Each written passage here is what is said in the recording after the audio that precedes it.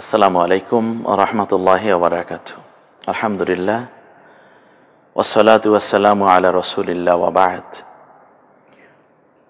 বাংলা ভাষাভাষী যারা দেশ এবং দেশের বাহিরে অবস্থান করছেন, মাহে রমজানের এই রহমতপূর্ণ সময়ে বিএসবি ক্যামব্রিয়ান এসো কোরআন শিখি অনুষ্ঠান থেকে সকলকে আবারও সুস্বাগতম জানাচ্ছি। সম্মানিত ভাই বোনেরা, পারিবারিক জীবনে একত্রে বসেই কোরআন শিক্ষার এই রহমতপূর্ণ উপভোগ নিঃসন্দেহে আমাদেরকে জান্নাতের দিকে নিয়ে যাবে। আমাদের ঘরগুলো এখন কোরআনের ঘর হয়ে যাচ্ছে। আল্লাহ রাব্বুল আলামিন সকলকে কবুল করুন। গত ক্লাসে অত্যন্ত গুরুত্বপূর্ণ একটা জায়গা আপনাদেরকে দেখানোর চেষ্টা করেছি। আমরা একবার এক ঝলক সেই পড়াটা দেখে নিই, যেটা গতকালকে আমি আপনাদের সামনে উপস্থাপন করেছি। এই পড়াটি অর্থাৎ এখানে 12টি অক্ষর আছে, যে অক্ষরগুলো আরবি অক্ষর যেটা নিচের অংশ পড়ে যায়, আপনাদের চোখের সামনেই যেন অক্ষরগুলো যুক্ত হওয়ার সময় কিভাবে নিচের অংশ পড়ে যাবে সেটা দেখানোর চেষ্টা করেছি।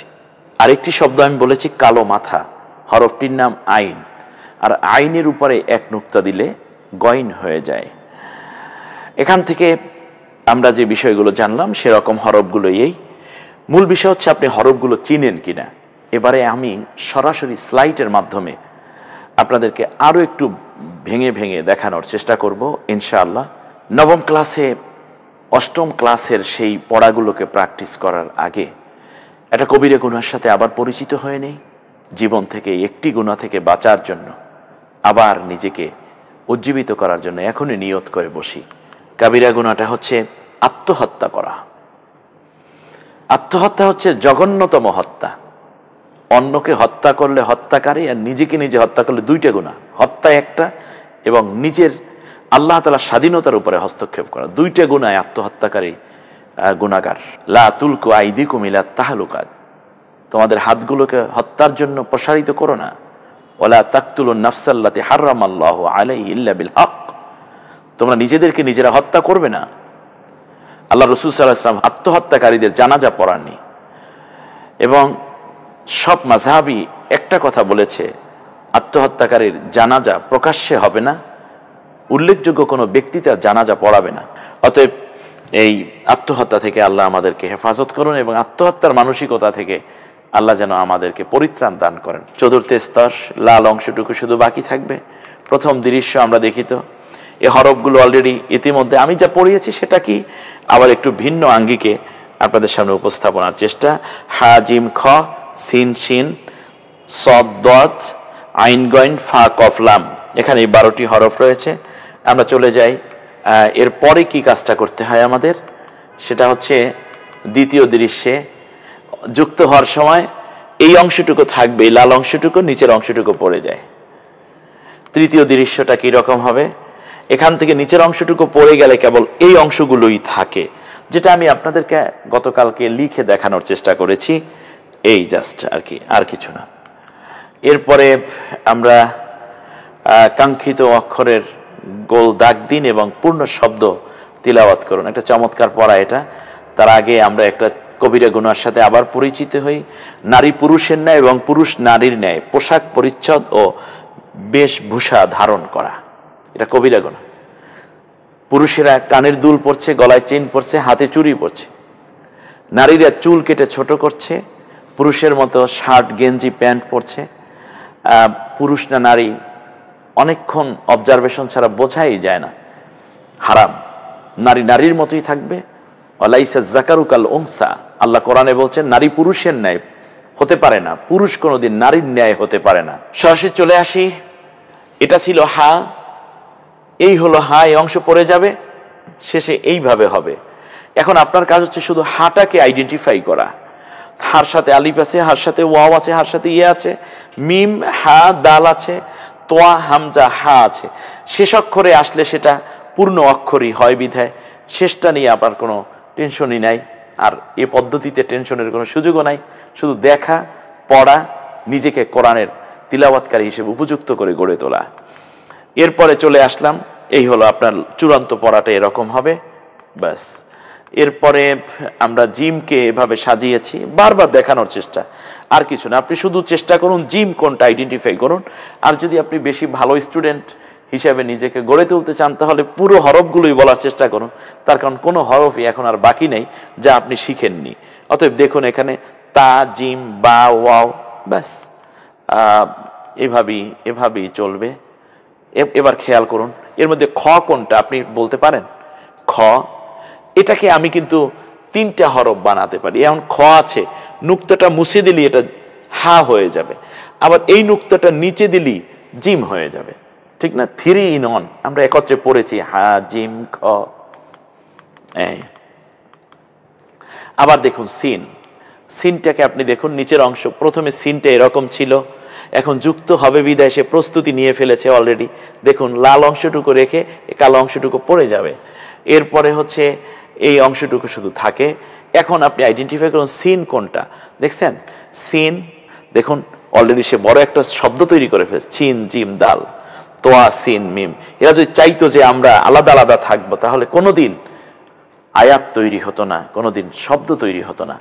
অতএব বিশ্বকে গড়তে হলে এরকম ঐক্যবদ্ধ জীবন গঠন করা দরকার, আর ঐক্যবদ্ধতার মাঝেই একটি অর্থবোধক শব্দ তৈরি হয়ে আসে, একটা দিক নির্দেশনা তৈরি, একটা আয়াত তৈরি হয়।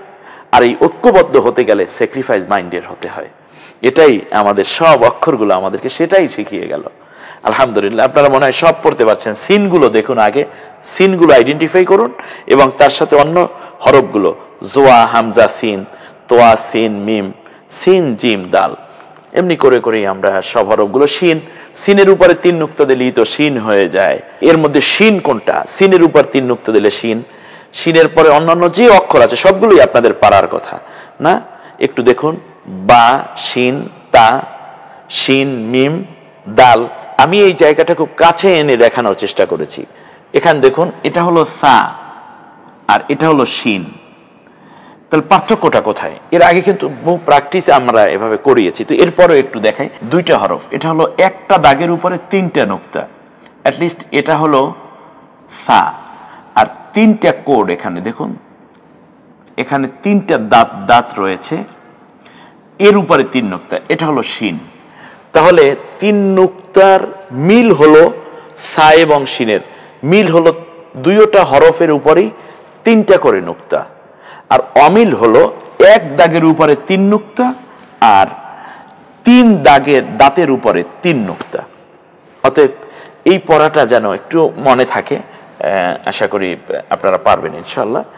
তো আমরা তার পরেরটায় চলে যাই। একটু খেয়াল করুন, এই হরফগুলো আপনারা বারবার পড়ার চেষ্টা করুন এবং বাসায় বসে প্র্যাকটিস করুন। সদ, সদের নিচের অংশ পড়ে যায়, আমরা অলরেডি ইতিমধ্যে চলে এসেছে একেবারে পড়া পুরোটাই। এই অংশটুকু শুধু থাকবে, আর বাকি কিছুই থাকবে না। হ্যাঁ, এখানে সদের সাথে আলিফ আছে, নুন আছে, সদ আছে, বা আছে, নুন, সোয়া, র, সদ, তা, দাল, মিম, সদ। আমার প্রশ্ন হচ্ছে সদটা আপনি চিনেন কিনা, কারণ সব অক্ষরগুলোই এভাবে বারবার প্র্যাকটিস করতে আমরা আসবো আবার ইনশাল্লাহ। দদ, ওই সদের উপরে 1 নুক্তা দিলে দদ হয়ে যায়, মৌলিক কোনো পার্থক্য নাই, শুধু পার্থক্য হচ্ছে দদের উপরে 1 নুক্তা, সদের উপরে কোনো নুক্তা নেই।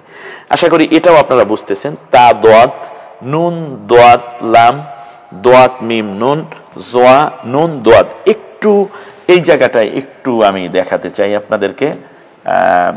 দেখুন, জোয়ার উপরে 1 নুক্তা, নুনের উপরে 1 নুক্তা, দোয়াদের উপরে 1 নুক্তা। এখানে নুন এবং দোয়াত যেন কনফিউজড হয়ে না যান। 1 দাগের উপরে 1 নুক্তা হলে নুন, আর দোয়াদের তো একটা আকৃতি আছে আলাদা, তাই না? এরকম। তো এখান থেকে নিয়ে আমরা পরের ক্লাসটায় আবার চলে যাই, পরের জায়গাটিতে। আইন, আইনটার কথা মনে আছে আপনাদের? কালো মাথা অক্ষরের নাম আইন। একটু দেখুন, প্রথমে আইন আসলে এরকম, এই যে নিচের অংশটা পড়ে গেছে, মাঝখানে আইনটা আসলে এরকম, এবং শেষে আসলে এরকম। শেষে আসলে তো মূল আইনটাই থাকে, কারণ শেষের অক্ষর কখনোই পরিবর্তন হয় না। তাহলে প্রথমে কালো মাথা আইন, বা, আইন, তা, আইন, মিম, সিন, তোয়া, হামজা, আইন। কালো মাথা হরফের নাম আইন। আইনের উপর 1 নুক্তা দিলে গইন হয়ে যায়। বাস, আইন যদি আপনি চিনেন, গইন চিনতে আর কষ্ট হওয়ার কথা না। একটু দেখুন, প্রথমে আসলে আইনের মাথাটা নিয়ে আসে, একটু দেখুন, একটু খেয়াল করুন। মাথাটা নিয়ে আসে উপরে এক নুক্তা, আর যদি মাথার উপরে নুক্তা না থাকে তাহলে আইন, তা তো আমরা দেখালাম। আর কালো মাথা উপরে এক নুক্তা দিলে গইন। এখানে কালো মাথার উপরে এক নুক্তা দিলে গইন হয় হরফটা। প্রথমটা গইন, নুন গইন সা, গইন সিন মিম ওয়াও, নুন মিম গইন। এরপরে আমরা ফাটা একটু দেখে নেই। ফা কি চমৎকার, দেখুন একটু ফা, ফায়ের এই অংশটা পড়ে যায়, এই অংশটুকু শুধু থাকে। তাহলে ফা, ফাটা স্বাভাবিকভাবে উপরের দাঁত এবং নিচের ঠোঁটের পেটের দিকে মিলিয়ে ফা যদি আমরা উচ্চারণ করি। এরপরে দেখুন ফা কোনটা, এখানে শুধুমাত্র ফা।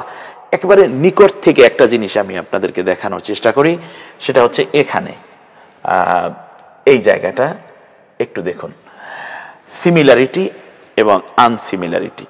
নুন হলো এক দাগের উপরে এক নুক্তা, আর এখানে একটা গোল বৃত্ত, তার উপরে এক নুক্তা। বুঝতে পেরেছেন কিনা একটু দেখুন। নুন এবং ফায়ের মধ্যে মিল হলো নুক্তায় একটা করি, কিন্তু এই দুইটার মধ্যে পার্থক্যটা হলো একটা দাগের উপরে একটা নুক্তা, আর এটা হলো একটা শূন্যের মতো, তার উপরে এক নুক্তা। এটার উপরে আর এক নুক্তা দিলে কি হয়ে যেত, কফ হয়ে যেত। যেখানে ফা সেখানেই কফ বানানো যায়, যেখানে কফ সেটার একটা নুক্তা মুছে ফেললি ফা থাকে। আবার যেখানে নুন সেখানে তা বানানো যায়, উপরে দুই নুক্তা দিলে তায়ের জায়গায় সা বানানো যায়, বা বানানো যায়, ইয়া বানানো যায়।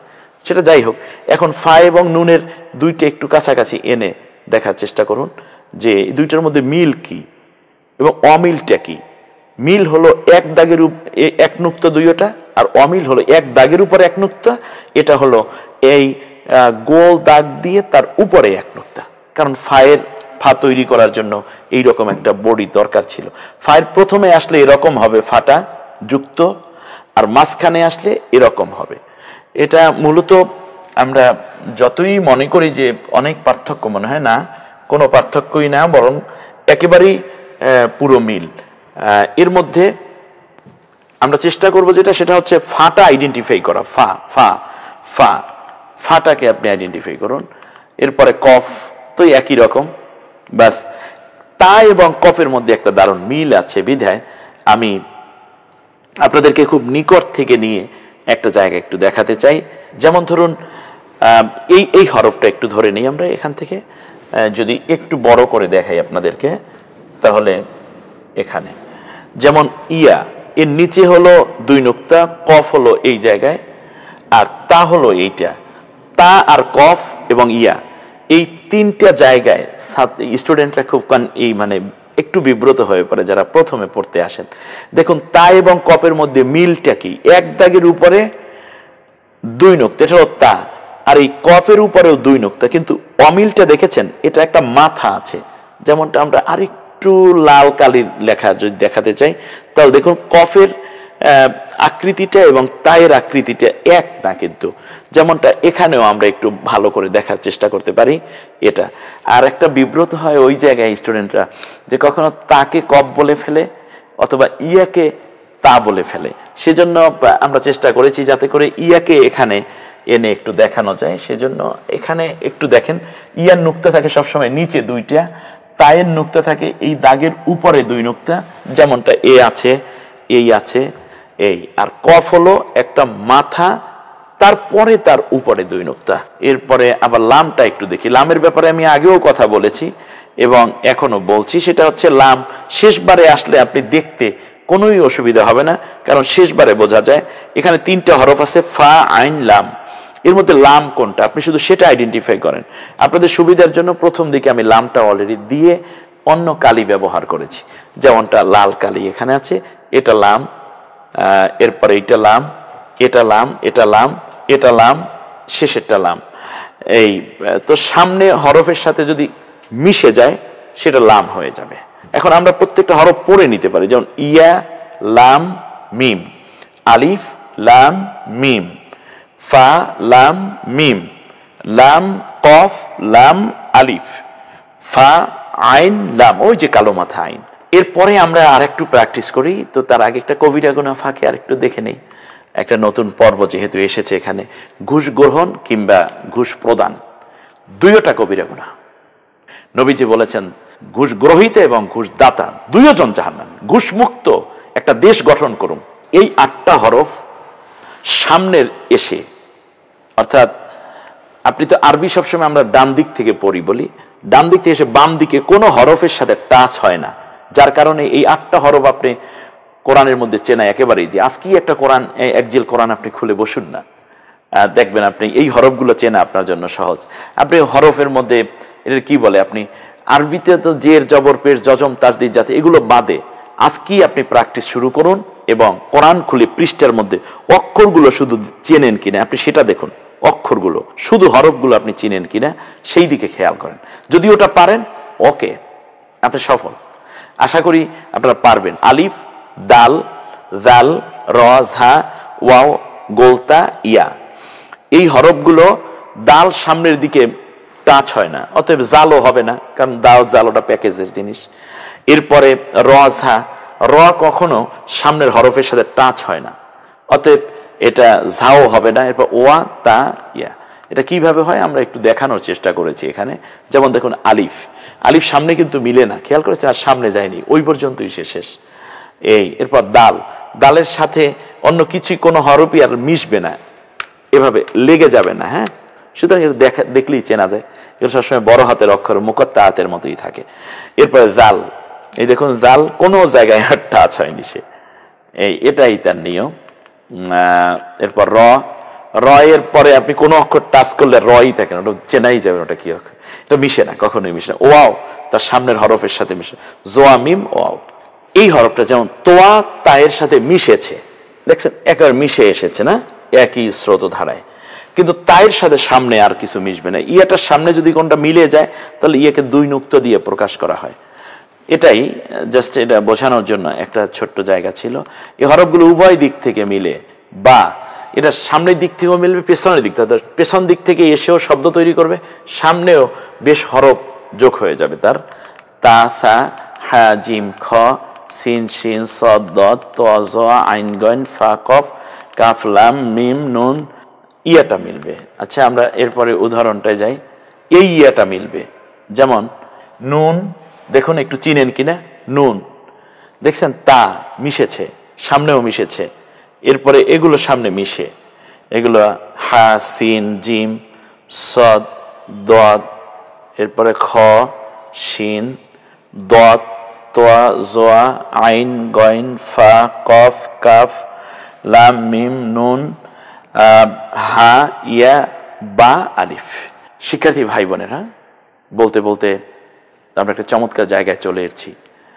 আমি মনে করি হরুফ যারা ঠিকমতো শিখতে পারবেন, আরবি অক্ষরগুলো, কোরআন শিক্ষার 80% কাজ, অর্থাৎ 100 ভাগের 80 ভাগ কাজ তাদের হয়ে গেছে। এরপর যে কাজগুলো আছে সেগুলো আমি একটা ক্লাসে ছোট্ট ছোট্ট করে দেখাবো, এবং সেগুলো শুধুমাত্র একটা টেকনিকের ব্যাপার। থাকবেন কিন্তু আমাদের সাথে। বিএসবি ক্যামব্রিয়ান এসো কোরআন শিখি অনুষ্ঠান 10ম ক্লাসে আপনাদেরকে আমন্ত্রণ জানিয়ে সকলের সুস্বাস্থ্য, নিরাপত্তা এবং রহমতের ফুলগোধারায় যেন জীবন সিক্ত হয় সে কামনা করি আজকের মতো এখানেই বিদায় নিচ্ছি। আসসালামু আলাইকুম ওয়া রাহমাতুল্লাহি ওয়া বারাকাতুহু।